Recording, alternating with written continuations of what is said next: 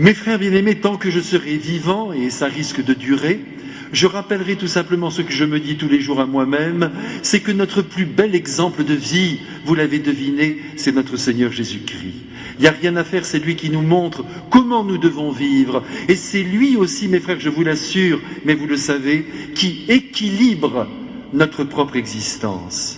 Regardons Jésus vivre et nous comprenons comment nous-mêmes nous devons vivre. Aujourd'hui, dans le Saint-Évangile, vous avez vu, la foule l'attend sur les bords du lac de Tibériade. Pourtant, Jésus a décidé de se retirer avec ses apôtres, sans doute dans un endroit désert, à côté, au-dessus du rivage. Jésus arrive et trouve cette foule, bien sûr, lui qui est fidèle à ce que son Père lui demande, il va se mettre à sa disposition. Cependant, n'oubliez pas qu'il a désiré ce retrait.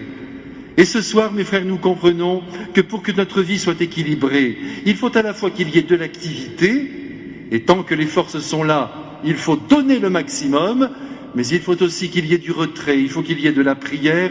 Et combien de fois, mes frères, dans l'Évangile, notre Seigneur nous a montré qu'il aimait à prier dans la solitude, mais il faut aussi de l'amitié.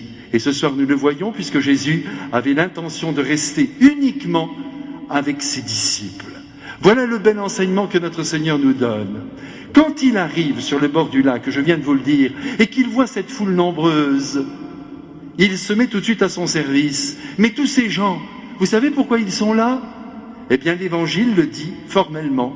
Écoutez bien, mes frères, parce que c'est essentiel pour nous. Puisque Jésus est notre modèle, puisqu'il nous apprend à vivre, eh bien, tous ces gens sont là tout simplement parce qu'ils ont appris. Écoutez ce que dit le Saint-Esprit, parce qu'ils ont appris tout ce qu'il faisait. Non pas tout ce qu'il disait, non pas même pas ce qu'il était. Il est évident que ses actes sortaient de son cœur profond, mais ce sont ses actions qui attirent. Tenez, ce matin, j'étais dans un bar de notre paroisse, comme d'habitude, et là, un homme s'est présenté devant moi. C'était un musulman. Qu'a-t-il dit? Oh, il m'a dit, vous êtes prêtre? Oh, laissez-moi vous dire l'immense amour que j'ai pour l'abbé Pierre. Je lui ai dit, vous avez raison, c'était un grand homme. Et il a dit, oh oui, quand je pense à tout ce qu'il a fait. Voilà ce qui compte, mes frères. Même si nous sommes un peu bancals, même si notre caractère n'est pas très bon, ce qui compte, c'est ce que nous faisons. Et c'est ce qui touche profondément le cœur humain.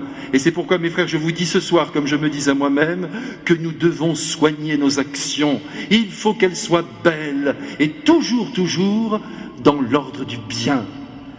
Si nous agissons avec beaucoup d'amour auprès de ceux qui sont à côté de nous, eh bien je vous assure que Dieu passera dans leur cœur. Ce sont nos actions qui touchent profondément le cœur. Ne l'oubliez pas, mes frères, nous pouvons parler, avoir les plus beaux discours du monde. C'est parfait. Tout cela peut devenir un grand déclencheur pour mettre en route les âmes en direction de Dieu. Mais ce qui touche, c'est l'action de l'homme, l'action bonne qui est posée par lui. Et je vais vous dire, mes frères, c'est tellement important que vous avez sans doute remarqué que dans votre propre existence, en tout cas moi, je l'ai vérifié, c'est ce que nous faisons qui nous transforme.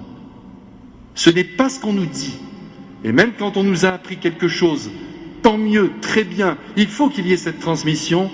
C'est au moment où nous sommes capables de mettre en œuvre nous-mêmes ce qu'on nous a dit que nous nous transformons radicalement. Ce qui touche l'homme, c'est ce que nous faisons, et ce qui nous transforme, c'est ce que nous accomplissons.